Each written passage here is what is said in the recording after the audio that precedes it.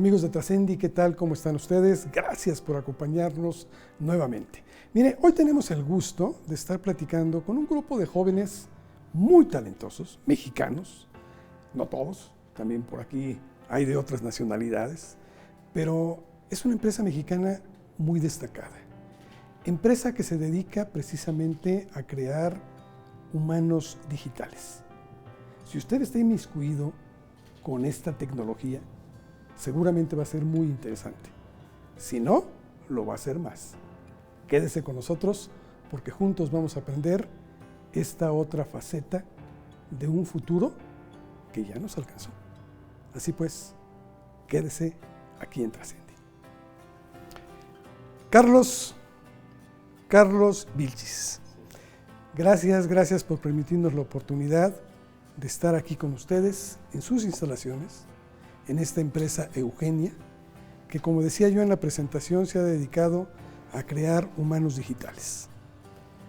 Algo que para muchos, sobre todo ya gente de mi edad, lo consideramos como ciencia ficción, pero que no lo es una realidad que estamos aquí.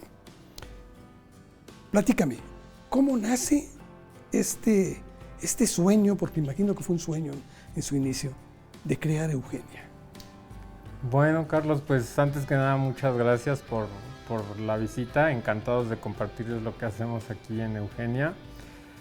Bien, Eugenia nace como el subproducto de HCG. HCG es una empresa que tiene ya 7 años en México distribuyendo cierta tecnología, ciertos juguetes muy avanzados para universidades en toda Sudamérica, pero lo que pasaba es que nos toca mucho ir a congresos, a eventos al extranjero y veíamos que empezaba como el hervor de los humanos digitales, principalmente liderado por universidades y centros de investigación en Estados Unidos, y entonces nosotros decíamos, tenemos las piezas, solamente nos falta pues como agarrar impulso y empezar a detonar todo esto.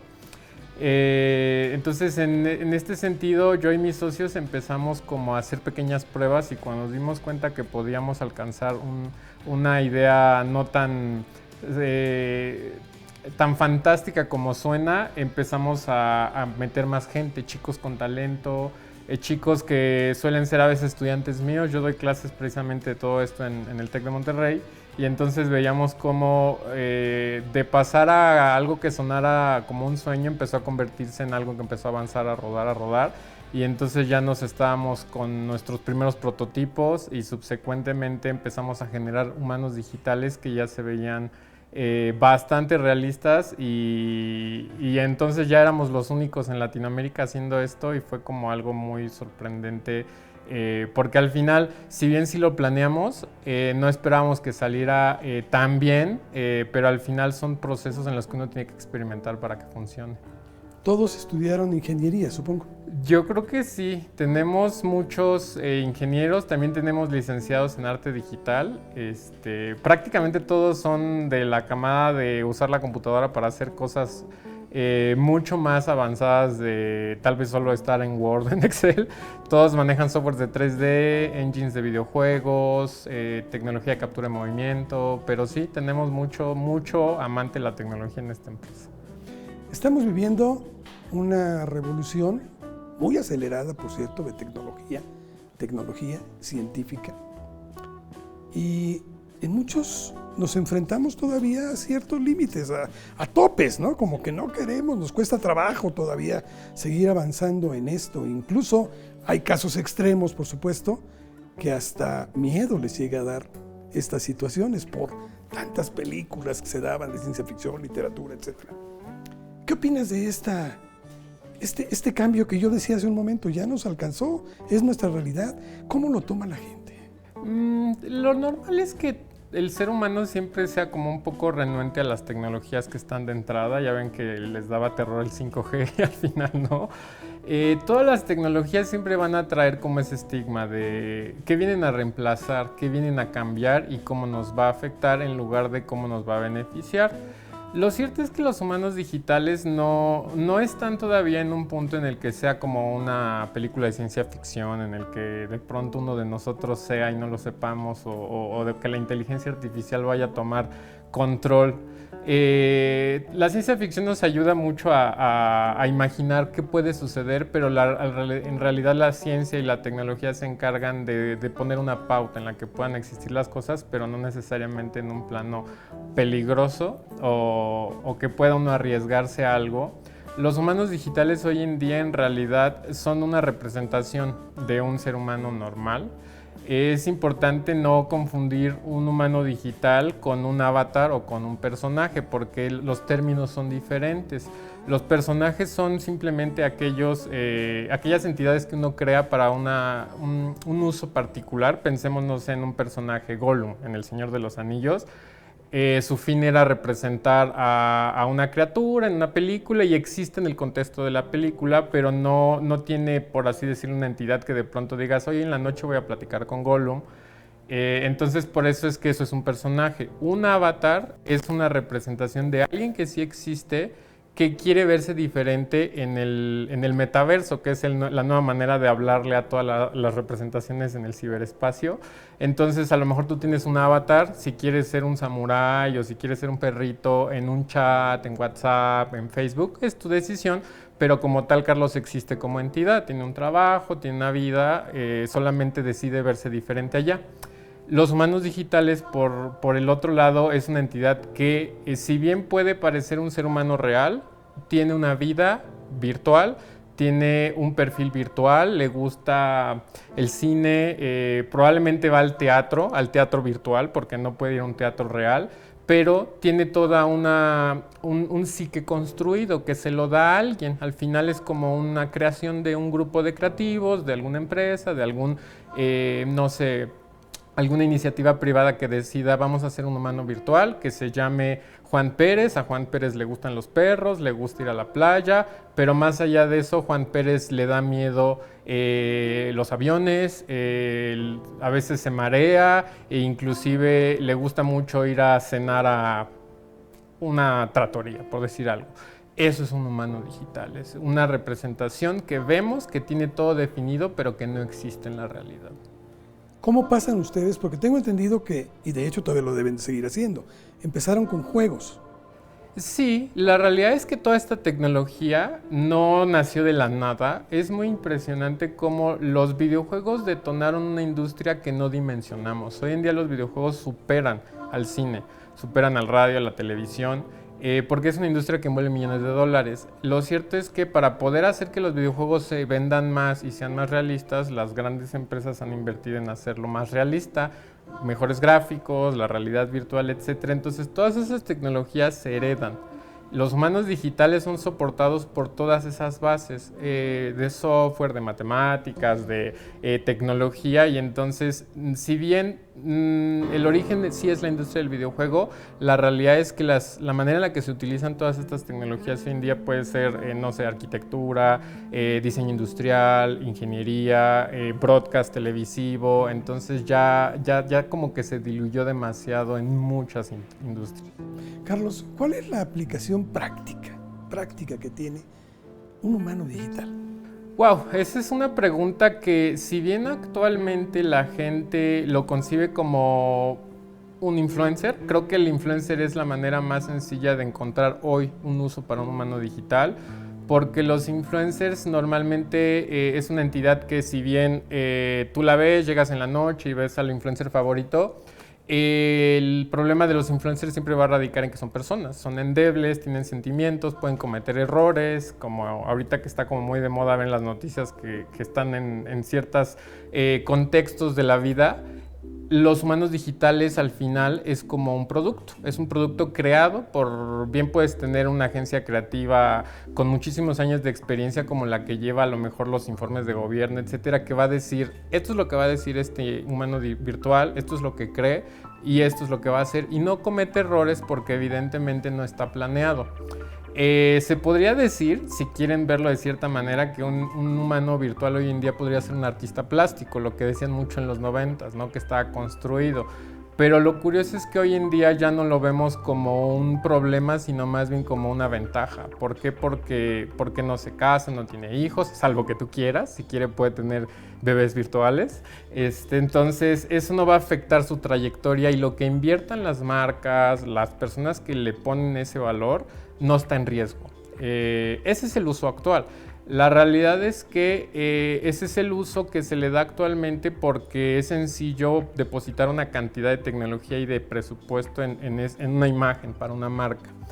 Pero subsecuentemente los ejemplos más novedosos que hay de humanos virtuales están enfocados al servicio, a la atención al cliente, a que tú llegues a tu casa, enciendas tu televisión y si quieres hablar con una representante de una compañía telefónica para contratar un nuevo plan de teléfonos, lo puedas hacer desde la pantalla. O si no quieres pasar una mala experiencia en un banco, porque al final pues todos tenemos una vida y el gerente del banco a lo mejor ese día estaba de malas, le tocó mucho tráfico, se está divorciando y te trató mal, que tú puedas decir voy a renovar mi tarjeta de crédito o pedir un crédito con una persona que no existe, pero que siempre está de buenas, que siempre me trata bien, que siempre me sonríe, que a lo mejor inclusive el banco hace un research y sabe que a la persona de tu segmento les gusta que a lo mejor sea un hombre muy seguro, de traje, no sé, pensemos en representación de un banquero lo más confiable posible y que tú digas, ese quiero que me atienda. Entonces ahí es donde los humanos virtuales o los humanos digitales encuentran su labor en el futuro a mediano plazo, en darnos experiencias de servicio, en darnos experiencias de atención al cliente, de soporte técnico, que sean más ricas y que la gente pueda llevarse a la casa eso. Pensemos, el año pasado fue un año muy, muy importante porque todas nuestras interacciones se basaron en pantallas. Esto aceleró demasiado la demanda de este tipo de cosas. Si querías hacer algún trámite que antes hacías presencialmente, todo era por correo electrónico o por chat, pero mucha gente no llegó a sentir esa empatía, ¿no? Que dices, bueno, la persona que está tecleando del otro lado entiende que yo estoy molesto, que estoy viendo una garantía, y en realidad es cuando dices, quiero conectar, quiero empatía, quiero sentir la sensibilidad de estar hablando con una entidad y no con un texto. Ahí es donde creo que uno ya comprende el contexto de los humanos virtuales. En el mundo entero existen ejemplos que están trabajando en esto. En España me parece que hay una, no sé si llamarle aplicación, disculpará la terminología, pero se llama SAM. En Japón hay otra aplicación que es de conciertos, Miku. Hatsune Miku. En fin, hay una variedad muy especial. Ustedes también han creado personajes. ¿Hacia dónde va Eugenia? ¿Qué son los personajes que quieren crear? Ok, en realidad el plan de Eugenia tiene como varias etapas. El primer plan evidentemente está en función de la adopción, de la evangelización en Latinoamérica, que la gente entienda que esto no es como el clásico personaje que solo se para ahí a hacer cosas, no confundirlo con otros conceptos que se dieron en el pasado, como cuando en la tele estaba, no sé, Furcio, cosas de ese tipo. Esos en realidad solo eran subproductos de entretenimiento. Nuestro rol en este momento, digamos que la perspectiva en los próximos, no sé, 2 años es simplemente mantener la construcción de lo que la gente entiende por un humano virtual en el mercado hispanoparlante, porque nos ha tocado ser la primera en toda Sudamérica en este sentido, pero el plan a mediano largo plazo, como comentas este caso de España, es que en realidad, más allá de convertirse en una entidad que vemos, una representación en una pantalla de un humano, pueda tener su propio proceso cognoscitivo. ¿Qué significa esto? Que pueda pensar por sí misma, pero pensar por sí misma suena precisamente a ciencia ficción. La realidad es que las tecnologías actualmente de inteligencia artificial lo único que hacen es permitirle a una máquina saber qué es lo correcto a responder en base del aprendizaje que tiene de nosotros. Si tú quieres que un humano digital hable como Shakespeare, le metes todos los textos de Shakespeare y entonces la computadora aprende términos, cómo se hablaba, frases, y entonces puede usar ese lenguaje. Cuando tú le digas hola, ¿cómo estás?, va a responder como lo que hubiera respondido en una obra de Shakespeare a alguien. Ese es el proceso en el que estamos nosotros apuntando hacia, yo creo que un plazo, unos 5, 6, 7 años, que podamos construir humanos virtuales que tengan su propia manera de interpretar y hablar en una pantalla. Recuerda, está muy distante, o por lo menos no es nuestro nicho el que puedas decir que sea real y se siente como un androide, porque al final eso implica muchísima experiencia en robótica, en mecatrónica, es otra industria. La nuestra es la representación en una pantalla de un humano y que subsecuentemente ese humano pueda hacer lo que se conoce como procesamiento natural del lenguaje, que es lo que hace tu Alexa, lo que hace tu Siri, lo que hacen estos a los que les preguntas cosas. Vaya, al final creo que todos tenemos la experiencia de haberlo trabajado, no es más ciencia ficción cuando le preguntas a Alexa, ¿cómo estás? Cuéntame un chiste. Conectar esos dos ambientes va a ser parte del proceso y no va a ser extraño que nuestros asistentes virtuales del teléfono o de la casa tengan tarde o temprano una representación que nos agrade o que podamos elegir. Claro, pero por ejemplo esos procesos o procesadores como Alexa, como Siri, como Bixby, son muy limitados hasta cierto punto, porque hay cuando tú preguntas algo y simplemente dice, no comprendo, no entiendo, y es que no está dentro de su programa. Ustedes con los personajes que tienen es mucho más amplio. ¿Cómo han conseguido esta amplitud? La realidad es que el que pueda ser más amplio es porque en este caso utilizamos un proceso que está atendido por un ser humano real. Como te puedes imaginar, Eugenio ahorita está enfocado en la representación, no en la interpretación. Entonces, representación significa lo que nosotros vemos en la pantalla y cómo interactuamos con él. Entonces, el que pueda ser convincente, el que tú puedas preguntarle, ¿te gustan los chilaquiles rojos o verdes? Y te pueda responder sin salsa, que eso no podría ser a lo mejor una Alexa, radica en que hay una persona que es el agente operador, que es el que interpreta las cosas en base a un guión, en base a lo mejor a un grupo de conceptos que le dijeron antes, a ella no le gustan los chilaquiles, eso vas a responder. Pero invariablemente esto es para construir el concepto de representación, es como parte de nuestro desarrollo tecnológico, es la primera versión de todo esto, tiene que ser que la gente se sienta cómoda hablando con ella y después de esa comodidad va a venir el reemplazar al usuario operador con una inteligencia artificial. Como cualquier empresa de tecnología, nuestro plan obviamente busca ir reemplazando los componentes conforme tengamos más retorno de inversión y subsecuentemente la tecnología nos lo permita, porque la inteligencia artificial de hoy en día, más allá de parecer la de las películas de ciencia ficción, realmente solo son procesos basados en algoritmos, en redes neuronales, que procesan cosas alimentadas por una persona real, pero nunca de manera independiente. Entonces, creo que es parte del proceso que en algún momento podamos dejar que el agente virtual responda por sí solo y lo haga mejor que Alexa, pero todavía está a un poquito de distancia de nuestros alcances poder cubrir esa parte. Es decir, el programa es uno y está preestablecido.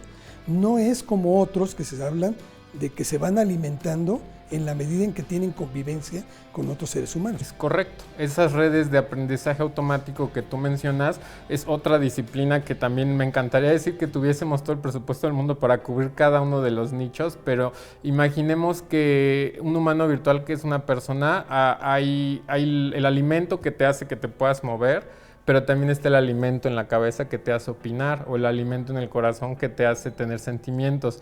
Eugenia ahorita solo se ha podido enfocar en el alimento que hace que se mueva y que hable, pero tarde o temprano podremos definir que pueda tener una opinión y digo, no lo sé, a lo mejor en 20 años pueda tener sentimientos, ¿no? Pero ustedes van en ese camino y es lo que buscan. Es lo que buscamos. ¿Qué es lo que aportan ustedes como Eugenia a la tecnología universal?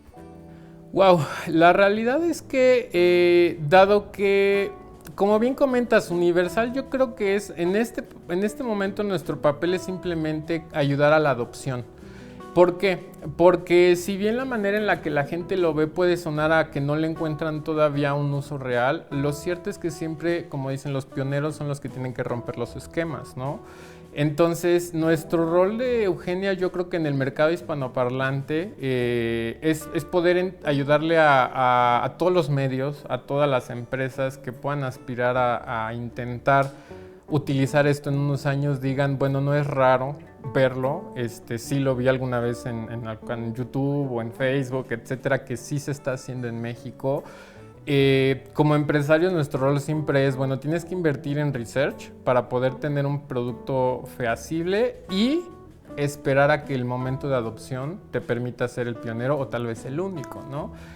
Por eso es que a veces es difícil en México que una empresa que está haciendo algo nuevo pueda sobrevivir. En nuestro caso particular, como mencionamos, Eugenia está todavía, digamos, bajo el techo de mamá, que son las dos empresas que son expertas en esta tecnología, pero que no ofrecen humanos digitales como servicio, sino simplemente las tecnologías.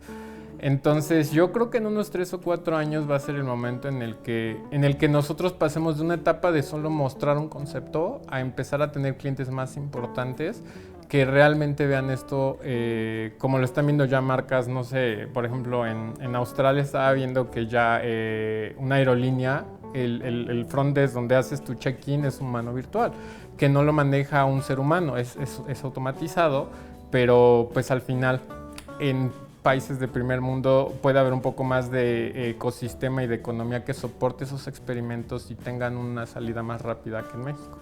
Pero esto es una tecnología que empieza a abarcar no solo edades, sino también las necesidades de sectores. Y las empresas cada día tendrán que acudir más a ello. Este es cuando ustedes llegan, creo que en un momento importante de despegue, porque se crea una necesidad de estas tecnologías, ¿no? Totalmente. Yo creo que, como dicen algunos empresarios, convierte desventajas en oportunidades. El año pasado fue un año que, si bien hubo mucha tragedia, uno dice, bueno, ¿qué podemos hacer para que pueda ser un mundo mejor? Evidentemente los chats de video se convirtieron como en la primera fuente de ingresos para grandes empresas, pero creo que llegamos en un buen momento en el que la gente ya se familiarizó con trabajar en la pantalla, con hacer todo desde casa, y que entonces digas, el escenario está arado, entonces ya realmente pueden crecer frutos nuevos, como los humanos virtuales, que permitan que la gente los adopte con un poco más de facilidad. Ustedes crearon, por lo pronto, un personaje. Sé que hay muchos más que tienen ya por constituirse, etcétera, que se irán dando a conocer poco a poco. De momento tienen uno que ya es tangible, que es Ana del Real, que me llamó mucho la atención, incluso me metí hasta en algunas otras aplicaciones, tiene sus propias páginas, etcétera, y tiene forma de interactuar con ella. ¿Por qué Ana del Real? ¿Cómo sale Ana del Real? Ana del Real es nuestro quinto prototipo, ¿no? Los primeros ya nunca se vieron, precisamente porque teníamos que aprender, ¿no? Estos procesos nuevos de desarrollo implican que mientras más cometas errores, mejor vas a mejorar tu producto. Entonces, Ana del Real, afortunadamente, fue el resultado de una colaboración con una marca de representación artística y otra marca que tiene un festival de modas que le interesaba tener como su primera representación de una modelo en una pasarela, una modelo virtual. Y al final es ese ecosistema en el que dijimos, ok, necesitamos inyección de capital. Entonces, si en este momento hay una iniciativa privada que está interesada en seguir fondeando, en darnos más aire para avanzar, en este caso el resultado fue Ana del Real, que Ana del Real representa a una chica que tiene mucho gusto por la moda, es una chica joven que utiliza redes sociales, sube fotos a su Instagram y platica en lives con otras personas del mundo de la moda y que participa en pasarelas de moda. Como te puedes dar cuenta, lo que hicimos fue simplemente orientar un humano virtual a las necesidades particulares de un cliente que nos permitiera seguir haciendo research. En este momento ya hay otros 3 humanos digitales que están en proceso de nacer y que se alinean con las necesidades de otro tipo de clientes con otro tipo de necesidades, pero Ana del Real, pues, se podría decir que es la que está de moda, ¿no? En este momento. Quiero seguir platicando contigo porque hay muchas cosas más que saber del trabajo que ustedes hacen en Eugenia, pero yo te quisiera pedir un favor. ¿Nos permites poder platicar un poco con Ana del Real? Claro que sí. Ana del Real va a estar muy feliz de que platiques con ella y de que tú puedas sentir lo que significa platicar con un humano virtual. Correcto, vamos con ella. Perfecto. Hola Ana, ¿Qué tal? ¿Cómo estás? Bienvenida. Hola, ¿cómo estás? Muy bien, muchas gracias. Oye, eres bastante alta. ¿Cuánto mides? Aproximadamente 1,90. 1,90. Sí, me lo dicen mucho. Sí, te veo muy alta. Oye, Ana, cuéntame, quiero platicar un poco contigo. Claro, ¿Dónde dime. naciste? ¿Dónde naciste? Pues nací aquí en Eugenia, en esta maravillosa compañía. Soy orgullosamente mexicana y tengo 25 años, de hecho, pero realmente tengo un año de haber sido creada. Pero pues estoy muy contenta aquí, la verdad me encanta, soy muy fan de México. Y pues nada, qué orgullo, ¿no? Oye, ¿a qué te dedicas, Ana? Pues me encanta hacer un poquito de todo. Soy fotógrafa, soy modelo, me encanta ir a hacer como hikes a las montañas, por ejemplo, a caminar y esas cosas. No sé, me gusta estar muy entretenida, hacer un poquito de todo. Oye, Ana, ¿cómo es vivir en ese mundo virtual? Pues no te voy a mentir, a veces es un poquito solo, es algo raro, pero me gusta justo tener ese tipo de interacciones y poder conocer mucha gente. Eso creo que es algo bonito de vivir aquí en la red, porque podemos conocer a gente de todo el mundo y aprender de todas las cosas, y eso me encanta. ¿Tienes algunos hobbies? Pues bueno, te digo, me gusta mucho la fotografía. Además, tengo un perrito llamado Vertex que me encanta estarlo entrenando y todas estas cosas. Entonces, pues es muy divertido para mí, es de lo que más me encanta. Y claro, el modelaje para mí es mi vida. Entonces, estarme entreteniendo viendo pues la nueva moda y todas estas cosas es muy, muy, muy padre. Oye, pero también tienes interacción con muchas personas. ¿A Pues qué te intento. dedicas con ellos? Claro. ¿Qué ¿A qué me haces con dedico? ellos? ¿Qué haces con ellos?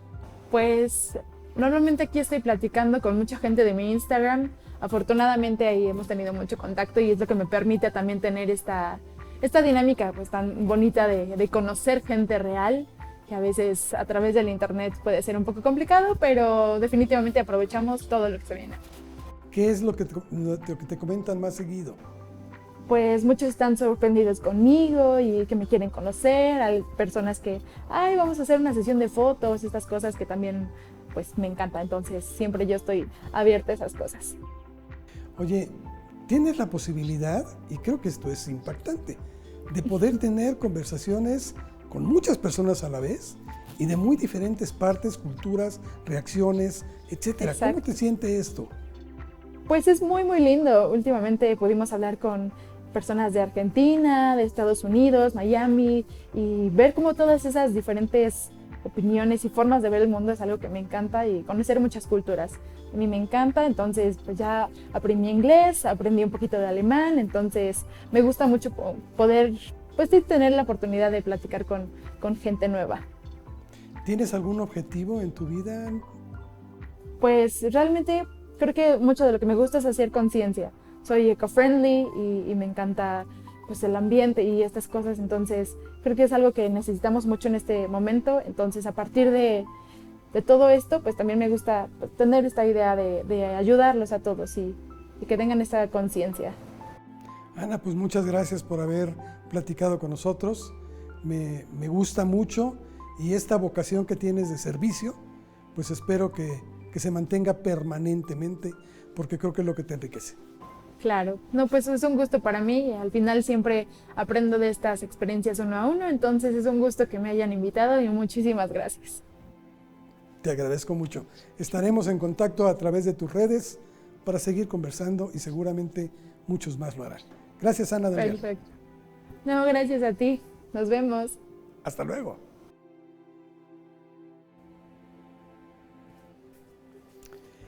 Carlos, toda una experiencia platicar con Ana. Interesante, Qué ¿verdad? personalidad tan agradable le formaron. Claro que sí, es parte de la idea. Recuerda que si puedes hacer que el humano sea empático, entonces estás construyendo un puente entre la persona con la que habla y el producto, entonces es parte del secreto.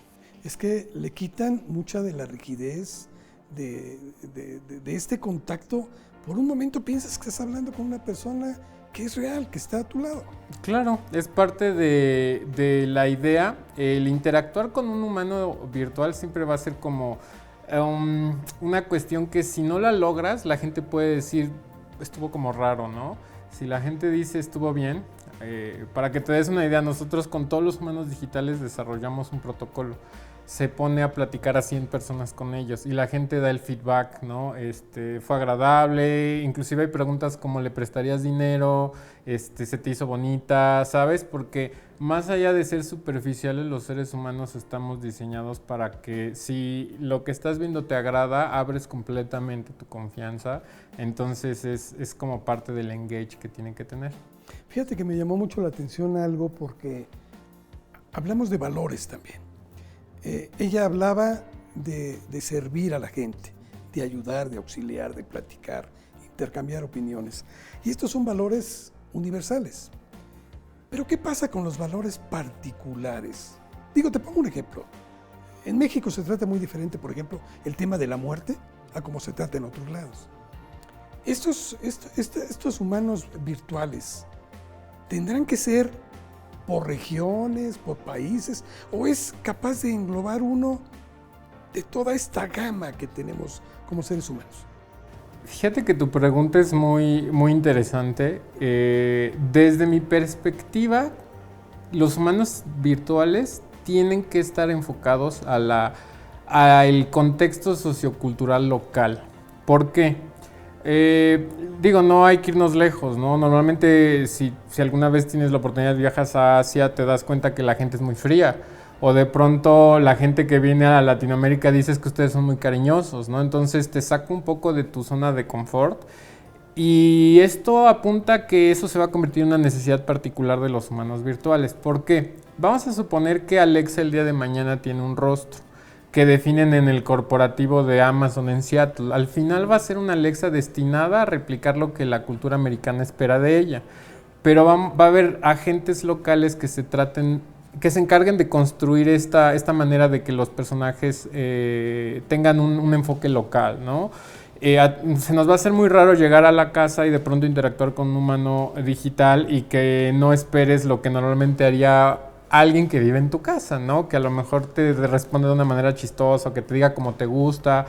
Y eso va a ser particularmente el secreto de conectar. Está todavía muy verde, evidentemente ahorita tú lo viste, pudiste platicar con ella, pero invariablemente no sientes que pueda ser todavía una entidad con la que a lo mejor puedas construir un lazo sentimental. Pero reitero, puede sonar a ciencia ficción, pero yo no veo lejano el momento en el que obviamente eso suceda, en el que, como en la película de Her, de pronto uno diga, es que me gusta mucho, me atrae. Pero bueno, yo creo que esa es parte del secreto y puede convertirse en una plática muy larga el entender cómo los lazos humanos se van a convertir en lazos virtuales respecto a los humanos en los próximos años. ¿Qué tan lejos estamos en esta conquista de mejorar la inteligencia artificial, de pasar de los humanos virtuales a auténticamente robots, o sea, materiales, como el caso de Sofía, que tan conocido por muchos? Pero Sofía todavía tienes como que te estás dando cuenta que estás hablando con una máquina, no hay otra. Pero ¿qué tan lejos estamos de poder llevar esto a un nivel más de sostener una plática como la que tú y yo tenemos en este momento?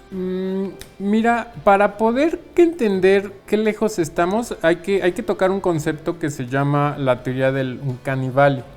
Esta teoría la desarrolló Masahiro Mori en los años 70 y habla de cómo los seres humanos nos sentimos conectados con cosas cuando intentan parecerse humanas, pero ese efecto se rompe si lo que construiste no lo hace correctamente, entonces la experiencia se destruye completamente. Voy a ponerte un ejemplo. Este personaje que tú me comentas que es un robot como muy famoso, si yo lo siento aquí, tú te vas a sentir muy incómodo platicando con él. Inclusive podría decir, me siento como un tonto, ¿no?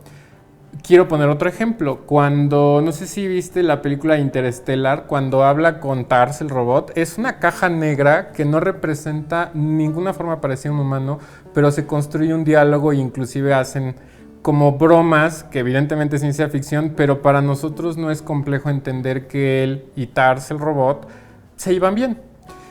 Eso es lo que sucede. Entonces, voy a ponerte otro ejemplo para que lo entiendas de una forma muy sencilla. Las películas de Pixar toda la vida se han enfocado en construir lazos con los niños utilizando elementos que no son humanos.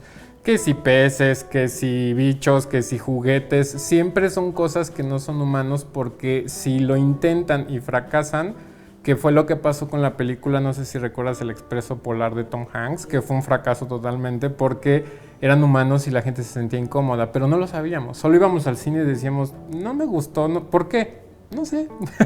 Ese concepto está ahí. Entonces, ¿qué tan lejos estamos? Yo te diría no estamos lejos. ¿Por qué? Porque podemos sentir una relación empática con una cajita que a lo mejor puede tener 2 ojos y parpadea y habla cómicamente. Y va a ser muy agradable llegar y decirle, hola, ¿cómo estás, Pepito? ¿No? Y la cajita solo, hola, bien. A intentar tener un robot que intente imitar una forma humana y que sea incómodo. Sin embargo, va a suceder, porque hay muchos ejemplos como lo que hace la gente de Boston Dynamics, que ya vemos que tienen robots que caminan, que recogen, que parecen un perro, pero no tratan de ser un perro. Se comportan como un perro, se mueven en 4 patas, pero son agradables estéticamente porque es como un perro robot, por así decirlo. Por eso es que digo no está lejos, eso creo que ya lo estamos viendo. No me gustaría decir que a lo mejor en 10 años ya tengamos un robot que parezca un humano como en las películas de Terminator. Yo creo que eso todavía le va a faltar 50 a 100 años, ¿no? Está distante eso, pero el interactuar con cosas que nos hacen sentir cómodos, eso ya está ahorita, ¿no? Sí, de hecho hay personas que se levantan en algunas partes del mundo y con hogares muy especiales, pero que se levantan y empiezan a platicar con ellos, preguntándole del clima, de la agenda, de las actividades para el día, en fin, noticias. Y eso ya es una realidad. Claro, y yo creo que no nos vayamos lejos. Yo creo que la gente tiene 500 años hablando con sus perros, ¿no? Y al final dices, el perro a lo mejor no entiende nada, pero nos sentimos cómodos hablándole a esa forma que nos hace conectar. Entonces va a ser sencillo que conectemos con una Alexa, porque al final no representa todavía un rostro. Ahí es donde está el reto particularmente de nuestra compañía, de tratar de generar una cuestión empática, pero físicamente, que pueda estar aquí sentado, que lo sientas y sientas su piel. Yo creo que todavía falta un buen tiempo. ¿Hay algún límite en este proceso creativo de desarrollo tecnológico que se pueda llevar? Eugenia, por ejemplo, ¿tiene algún límite? Decir, ¿esto ya no lo paso? Bueno, a lo mejor yo no soy la persona correcta para responderlo, porque al final mi labor es tratar de que todas esas fronteras se quiebren. ¿Por qué? Porque por mucho que suene fantasioso, si se tiene que ver más real, ¿qué tenemos que hacer para que se vea más real? Si se tiene que ver en vivo en una entrevista, ¿qué tenemos que hacer para eso? Si quieres que mañana esté en Japón y sea entrevistada por un japonés, lo podemos hacer por Zoom, y al final pues nada más ponemos atrás un fondo de Japón, ¿no? Yo creo que la frontera tal vez más importante no está en la tecnología, está en el contexto social. Que la gente se abra, que para ti no sea complicado, como mencioné anteriormente, llegar al mostrador de una aerolínea y decir, señorita, vengo a documentar, y que sea una pantalla y nada más te pregunte, ¿a dónde vuela, señor? No, pues a tal ciudad. Y no se sienta uno como raro, ¿no? Pero por eso es que digo, creo que la mayor frontera está en el contexto de lo social, pero definitivamente en lo tecnológico, si yo no fuera el director en tecnología, entonces no estaría como tomando las riendas correctamente, ¿no? Bueno, tuvimos la oportunidad de platicar contigo, Carlos Vilchis, pero sabemos que aquí hay muchos jóvenes que incluso están aquí mismo y nos están facilitando la posibilidad de seguir grabando. ¿Cuántas personas conforman Eugenia? Empezamos con 2 chicos nada más, eso es lo más interesante. Ahorita creo que son cerca de 11 o 12. La verdad es que pierdo a veces un poco la cuenta. ¿Por qué? Porque pasa algo muy interesante, y yo creo que es parte de lo que las empresas tienen que hacer hoy en día. Tenemos muchos chicos que son internos. Tenemos un programa de internos que permite que aquel chico que quiera aprender cómo funciona esto, y evidentemente no hay manuales, no existe, no está documentado prácticamente en ningún lugar, pueda venir y lo haga. Eso ayuda a que por un lado podamos generar un semillero de posibles talentos que se queden con nosotros, pero otros chicos lo ven más hacia allá y dicen, bueno, es que yo quiero aprender eso que ustedes hacen porque este es el único lugar en Sudamérica donde lo puedo aprender, porque quiero trabajar mañana en Canadá, en Inglaterra, donde esto está un poquito más avanzado, pero no digamos 10 años. Yo creo que 1 año de avance tienen en el extranjero. Entonces sí, de pronto vemos mucha gente nueva, muchos chicos, todos son chicos con talento. Al final creo que todos se ganan el derecho de poder interactuar con todos estos juguetes, pero parte del espíritu es que siempre haya gente que esté aquí porque lo desea, porque aspira mucho y no porque al final recibe un sueldo, ¿no? Entonces, respondiendo a la pregunta, yo creo que ahorita hay como 12 personas. La verdad es que nos hacen sentir muy orgullosos porque muchas veces a nuestro país se le cataloga en un escalón muy debajo de otros países, sobre todo tecnológicamente hablamos, cuando decimos que estamos tan atrasados en comparación con otras naciones, pero también vemos que hay talento y que este talento nos lleva a superarnos y a igualarnos. A lo mejor no estamos al 100, pero en un 90, 95 estamos por ahí peleándole. Y creo que eso es muy importante porque ustedes dan un mensaje clave de lo que debe de ser este país y hacia dónde debe dirigirse. Sí, eso es muy cierto. Desgraciadamente no todos tienen la misma mentalidad. Yo creo que algo que ayudó mucho a Eugenia fue que la mentalidad de los socios es como de emprendedor. Sin embargo, hemos tratado a todo aterrizarlo no solo en ok, quiero poner un restaurante, quiero poner una cafetería, sino más bien es quiero cambiar esa perspectiva de que en México estamos atrasados. Y yo creo que otra de las cosas que le da mucho valor, que tampoco lo ven mucho las empresas, en México no se hace nada de research. Como pueden ver en las noticias, todos estos temas de que quieren desaparecer el CONACYT, etcétera. Pero más allá de que sea un tinte político, radica en que las empresas grandes, y estamos hablando de que todos ubicamos empresas que tienen millones de pesos en México, no tienen gente haciendo research, solamente son ductos de la tecnología que nace en otros países. Pero lo más importante yo creo es que una empresa que tiene el capital para poder tener científicos lo haga. Creo que aquí en Eugenia lo más chistoso es que al final mis socios y yo, ellos me dan como todo el material para poder vaciar esas ideas de investigación que hago en el proceso de doctorado que estoy haciendo. Entonces se convirtió como una receta muy buena.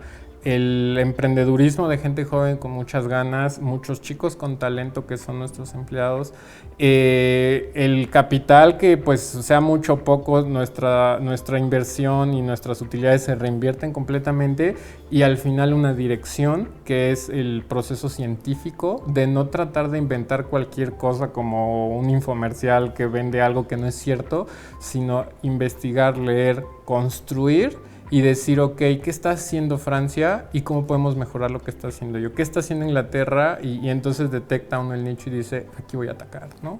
Eso es muy importante, porque le están apostando a algo que lamentablemente en México se había quedado rezagado. Y hay que entender que si no tenemos un desarrollo acorde tecnológico al que se tiene en el mundo, pues estamos condenados a no ser nada, simplemente ser el patio trasero de todos ellos. Completamente de acuerdo, sí, sin duda. Yo te quiero hacer una última pregunta porque hemos hablado mucho de tecnología, de lo que esto implica, pero para nosotros, que también aquí estamos todo el equipo de Trascendi, es muy importante siempre porque nos gusta llevar mensajes esperanzadores, mensajes positivos a las gentes que nos hacen el favor de vernos. Para ti, Carlos Vilchis, ¿qué implicaciones tiene el término trascender? Trascender es una... justo cuando platicaba con mi novia el otro día le decía lo mismo, ¿no? Ella me decía, bueno, ¿por qué haces todo esto? Y yo le decía, no lo hago por el dinero, no lo hago por el reconocimiento. Recuerdo que alguna vez le dije, lo hago porque me encantaría trascender. Y entonces ella me decía, ¿qué significa trascender para ti? Y le decía, bueno, ¿por qué recuerdan a, no sé, a Julio César? Después de tantos siglos y décadas es alguien que trascendió por lo que hizo. Entonces yo le decía, al final venimos al mundo sin nada y nos vamos sin nada. Que si eres rico, que si lo que sea, al final creo que lo más que puedes hacer para la humanidad es aportar algo. Espero que sea bueno, porque no conviene trascender, no sé, como Hitler. Pero trascender significa que diste algo para ser recordado y ese algo fue algo bueno que en cierta manera ayudó a la humanidad en muchos sentidos, no simplemente a mejorar como personas que viven en este planeta. Entonces, trascender para mí significa eso, aportar algo de una manera positiva para la humanidad y que si puedes lograr ser recordado por ese gesto bueno o esa acción buena, lo logres. ¿Algo que desees agregar, Carlos? Pues no, muchas gracias por su interés en lo que estamos haciendo. La realidad es que ustedes nos demuestran que su medio es un medio que está bastante abierto, que es inclusivo en cosas que por muy extrañas que suenen, el entrevistar a un humano digital es parte del abrirnos a los que realmente quieren experimentarlo. Entonces les agradecemos mucho por haber venido y realmente creemos que ustedes son parte de esas nuevas empresas, esos nuevos medios de comunicación que están permitiendo que existan cosas como lo que hacemos. Pues sin duda, sí, apúntanos, súmanos ahí, ponnos una palomita, porque pese a edades, como la de su servidor, pero siempre estamos dispuestos a buscar y entender este mundo y este momento que nos toca vivir. Entonces, creo que es una obligación. Te agradezco mucho de veras, Carlos, igual que a todos quienes nos acompañaron aquí. Y para usted, mi queridísimo asiduo a Trascendi, le agradezco mucho y creo que queda un mensaje muy claro. Si se quiere, se puede. Estos son jóvenes mexicanos que no han hecho caso de algunos comentarios negativos que pudiera tener en general un sector de la población. Ellos con talento, con empuje, han demostrado que al mundo se abren y le pueden entregar mucho. Pero usted también puede entregar mucho de su vida. Si todos ponemos nuestro granito, este país cambiará para siempre. Gracias. Gracias, Carlos. Gracias. Hasta la próxima.